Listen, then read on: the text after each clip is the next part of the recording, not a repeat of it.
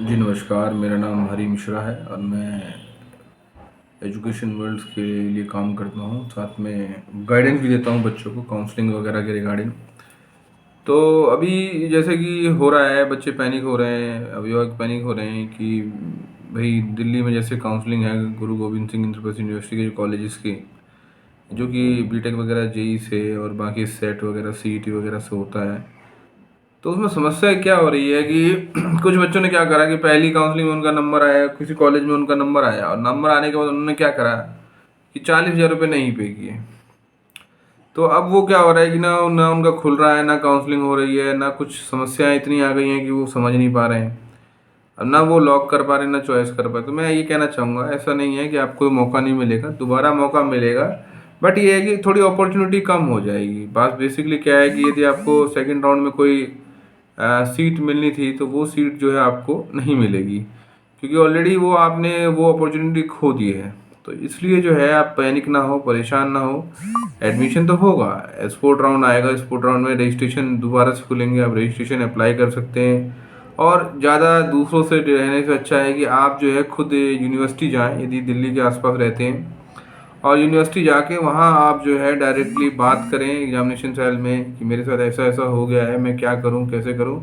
वो आपको एक अच्छा राय देंगे। बदर बेसिकली है जो है, किसी पे डिपेंड होने, किसी पे आप जाएंगे वो भी आपको वही नॉलेज देगा।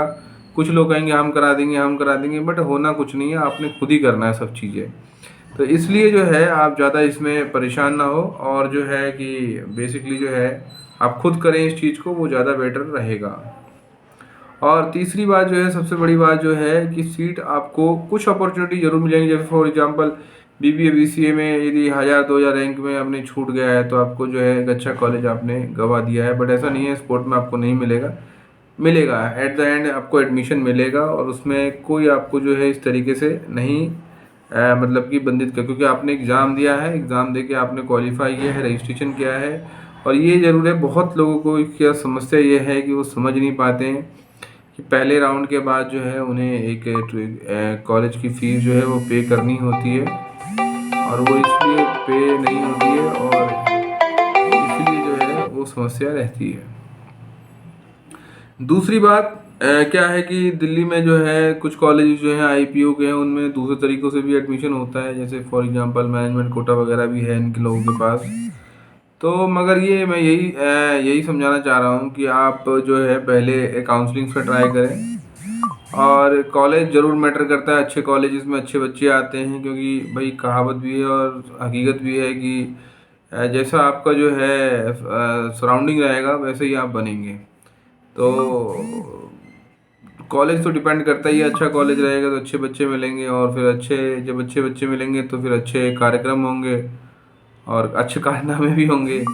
और जीवन में जो है एक ज़्यादा सोचना विचारना नहीं पड़ेगा। नहीं तो क्या होता है कि ओपन से किसी ने कर लिया, दिल्ली यूनिवर्सिटी के ओपन के कॉलेज या सोयल वगैरह से कर लिया, अब वो क्या रहता है कि दूसरे कोर्स नहीं करता तो क्या रहता है कि उसे पता ही नहीं होता कि मैंने क्या करना है। वो समझ ही नहीं पाता मेरे को क्या करना है, कैसे करना है। और बहुत सारी समस्याएं हैं कि उसे पता ही नहीं चलता कि मैं क्या करूं जिससे मेरा कुछ बढ़िया हो।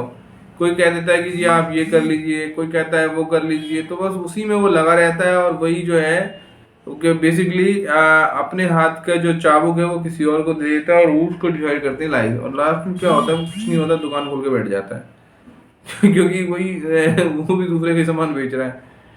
तो इसलिए जो है कि आपको जो है ये सोचना चाहिए, ठीक है।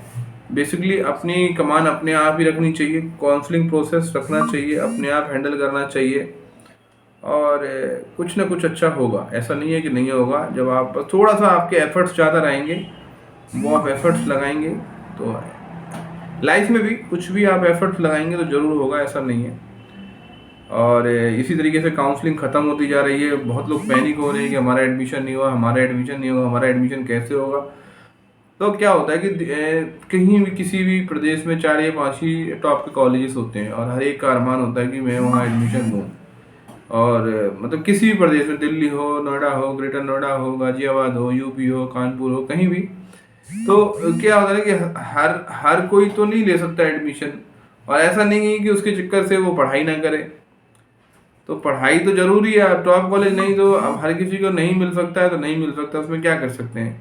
भाई उस हिसाब से हमारी मेहनत नहीं हुई है, उस हिसाब से हमारे नंबर नहीं आए, तो इसका मतलब ये तो नहीं है कि हमें हमें पढ़ने से वंचित रहे हम।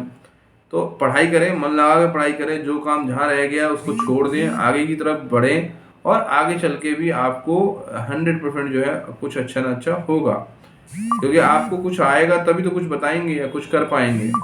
तो इसलिए मैंने बहुतों को देखा है, बहुत पेरेंट्स के फ़ोन आते हैं कि भाई साहब हमारा जो है बच्चे का आया नहीं, यहाँ नहीं आया, वहाँ नहीं आया, हम क्या करें, कैसे करें। तो मैं यही कहना चाहता हूँ सभी को कि आप परेशान ना हो किसी भी तरीके से।